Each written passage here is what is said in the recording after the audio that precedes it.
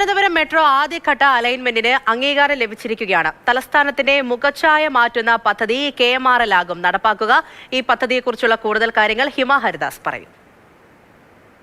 തലസ്ഥാനത്തെ ഗതാഗത വികസനത്തിന്റെ വിപ്ലവകരമായ മാറ്റമാകുന്ന മെട്രോ പദ്ധതി യാഥാർത്ഥ്യമാകാൻ പോവുകയാണ്. 10 വർഷത്തിലേറെ നമ്മൾ കാത്തിരുന്ന ശേഷമാണ് തിരുവനന്തപുരം മെട്രോയ്ക്ക് അംഗീകാരം ലഭിച്ചിരിക്കുന്നത്. ഇതിനിടെ നടന്ന കൂടിയാലോചനകളിൽ പലതവണ മെട്രോയുടെ അലൈൻമെന്റുകളിൽ മാറ്റമൊക്കെ വരുത്തിയിരുന്നു.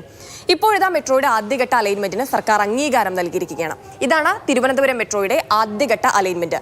പ്രധാനപ്പെട്ട ലാൻഡ്മാർക്കുകളെ ഒക്കെ ബന്ധിപ്പിച്ചുകൊണ്ടാണ് ഈ അലൈൻമെന്റ് തയ്യാറാക്കിയിരിക്കുന്നത്. Thampanoor, secretariat, medical college, techno park, airport എന്നിങ്ങനെ പ്രധാനപ്പെട്ട സ്ഥലങ്ങളെല്ലാം ബന്ധിപ്പിച്ചിട്ടുണ്ട്. ഇതിൽ 31 കിലോമീറ്റർ ദൂരത്തിലാണ് ഈ പദ്ധതി യാഥാർത്ഥ്യമാകാൻ പോകുന്നത്. ഇതിനിടയിൽ വരുന്നത് 27 സ്റ്റേഷനുകളാണ്. അത് ഏതൊക്കെയാണ് എന്ന് നമുക്ക് കൃത്യമായി പറഞ്ഞു പോകാം. പാപ്പനംകോട് നിന്ന് യാത്ര ആരംഭിച്ച് 27 സ്റ്റോപ്പുകൾ. അതിൽ വരുന്നത് Kaimanam, Karamana, Killippalam junction, Thampanoor, secretariat, Palayam, Plamoodu, Pattom, Murinjapalam, medical college, Ulloor, Pongumoodu, Sreekaryam, Pangappara, Gurumandiram, Kariavattom, techno പാർക്കിന്റെ phase 1, 2, 3, Kulathoor, Akkulam lake, Kochuveli, Venpalavattom, Chakka, airport, Enchakkal എന്നിങ്ങനെയാണ് 27 സ്റ്റോപ്പുകൾ വരുന്നത്.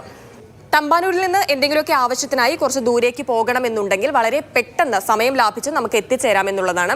ചികിത്സ ആവശ്യങ്ങൾക്കൊക്കെയായി തമ്പാനൂർ റെയിൽവേ സ്റ്റേഷനിൽ വന്നിറങ്ങുന്ന മറ്റ് ജില്ലയിൽ നിന്നുള്ള പലരും ഇപ്പോൾ മെഡിക്കൽ കോളേജിലൊക്കെ റെഫർ ചെയ്ത് ഇവിടേക്ക് വരുന്നുണ്ടാകും.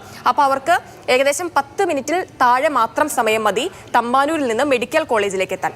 പിന്നെ ഏറ്റവും അധികം ഗുണകരമാകുന്ന ഒരു വിഭാഗം എന്ന് പറയുന്നത് ടെക്കികളാണ്. ടെക്നോ പാർക്ക് ഫേസ് 1നെയും 2നെയും 3നെയും ഇതിൽ ബന്ധിപ്പിച്ചിട്ടുണ്ട്.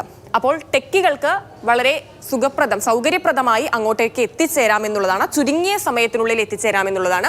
ടെക്കികളും അതോടൊപ്പം തന്നെ മറ്റ് അനുബന്ധ ജോലികളുമായി കഴക്കൂട്ടത്തേക്ക് നിരന്തരം വന്നു പോകുന്ന, ദൈനംദിന ആവശ്യങ്ങൾക്കായി വന്നു പോകുന്നവരുടെ കണക്ക് ഏകദേശം 1.5 ലക്ഷത്തോളം വരും. അപ്പോൾ അവർക്ക് സഹായകമാണ്. അതോടൊപ്പം തന്നെ ഇത്രയധികം ആളുകൾ ദൈനംദിനം യാത്ര ചെയ്യുമ്പോൾ മെട്രോയ്ക്കും അത് ഗുണകരമാകും. ഇപ്പോൾ നമ്മൾ കണ്ടതാണ് കൊച്ചി മെട്രോ എത്രത്തോളം ലാഭകരമാണെന്നും ട്രാഫിക് ബ്ലോക്ക് അടക്കമുള്ള പ്രശ്നങ്ങളൊക്കെ കുറയ്ക്കാൻ അതെങ്ങനെ സഹായിച്ചു എന്നും. തലസ്ഥാന നഗരിയിൽ മെട്രോ വന്നാലും ഈ ഗുണങ്ങളൊക്കെ ഉണ്ടാകും. പക്ഷേ അതിന് ഇനിയും കടമ്പകളുണ്ട്. കൊച്ചി മെട്രോ റെയിലിനാണ് തിരുവനന്തപുരം മെട്രോയുടെ നിർമ്മാണ ചുമതലയുള്ളത്. നിലവിൽ അംഗീകരിച്ച അലൈൻമെന്റ് അടിസ്ഥാനമാക്കി വിശദമായ പ്രൊജക്ട് KMRLന് സമർപ്പിക്കും. ഇതിനുശേഷം പാരിസ്ഥിതിക അനുമതി, ഭൂമി ഏറ്റെടുക്കൽ, പുനരധിവാസം തുടങ്ങിയ ഈ ഒരു ഘട്ടങ്ങൾ കൂടി കടന്നു കിട്ടിയാൽ മാത്രമേ നിർമ്മാണം തുടങ്ങാനാകൂ.